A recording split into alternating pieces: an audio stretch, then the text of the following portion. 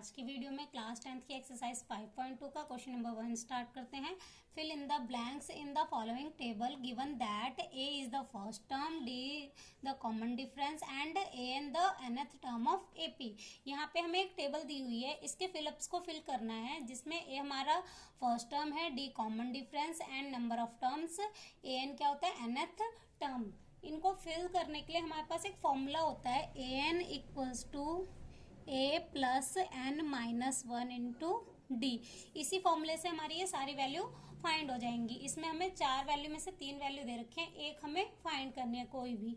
तो first point में हमें ए की वैल्यू क्या दे रखी है 7 प्लस एन की वैल्यू हमारी 8 है माइनस 1 इंटू डी की वैल्यू हमारी क्या है 3 और ए एन हमें फाइंड करना है।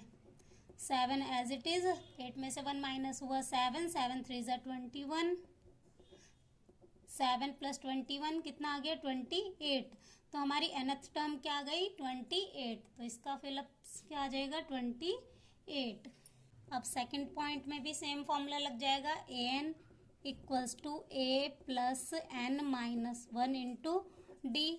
सेकेंड पॉइंट में हमें ए एन की वैल्यू 0 दे रखी है, इक्वल टू ए की वैल्यू क्या है माइनस 18 प्लस एन की वैल्यू है 10 माइनस 1, डी की वैल्यू हमें इसमें फाइंड करनी है, d as it is, minus का 18 इधर आएगा प्लस का 18, 10 माइनस 1 तो कितना हो जाएगा 9 डी, 9 को डी से मल्टीप्लाई करेंगे 9 डी। अब ये 9 मल्टीप्लाई में है तो इधर आ जाएगा डिवाइड में, तो 9 2 ज़ा 18, तो डी की वैल्यू हमारी क्या आ गई 2। तो यहाँ पे हम क्या फिल कर देंगे 2। अब थर्ड पॉइंट देख लेते हैं। थर्ड पॉइंट में भी same formula, a n equals to a plus n minus 1 into d.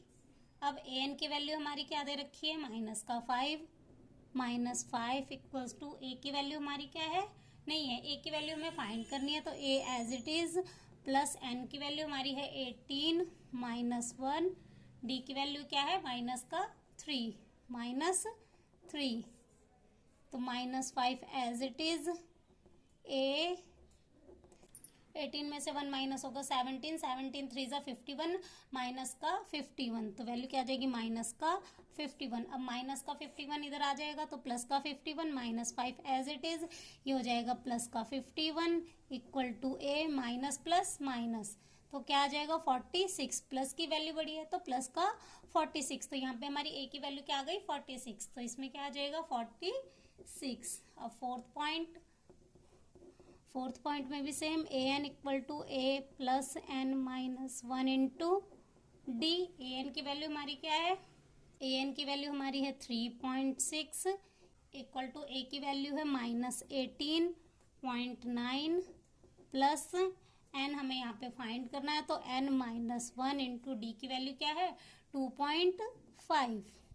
अब 3.6 एज इट इज, माइनस का इधर आके प्लस का 18.9 equal to n minus 1 as it is 2.5। अब 3.6 और 18.9 को प्लस करेंगे तो वैल्यू क्या आएगी 22.5 इक्वल टू एन माइनस 1 2.5। अब ये मल्टीप्लाई में है 2.5 तो इधर आ जाएगा डिवाइड में, तो 22.5 divide by 2.5 n minus 1 as it is. अब पॉइंट से पॉइंट कैंसिल हो जाएगा, एक नंबर के बाद है 25 के टेबल में 9 ज़ा पे आता है 225, तो 9 माइनस का 1 इधर आएगा तो प्लस का 1 एन, तो यहाँ पे हमारी एन की वैल्यू क्या आ जाएगी 10, यहाँ पे एन की वैल्यू हमारी क्या आ गई 10, तो इसमें क्या फिल हो जाएगा 10। अब लास्ट फिफ्थ पार्ट देख लेते हैं।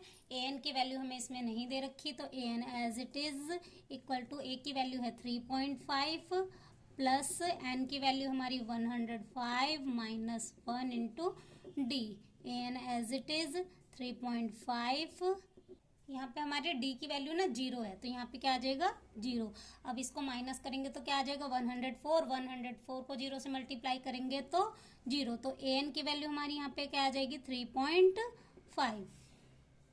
चलिए अब क्वेश्चन नंबर 2 देख लेते हैं। Choose the correct choice in the following and justify. हमें एक ऑप्शन चूज करना है जिसमें 30th टर्म ऑफ एपी की 30th टर्म फाइंड करनी है।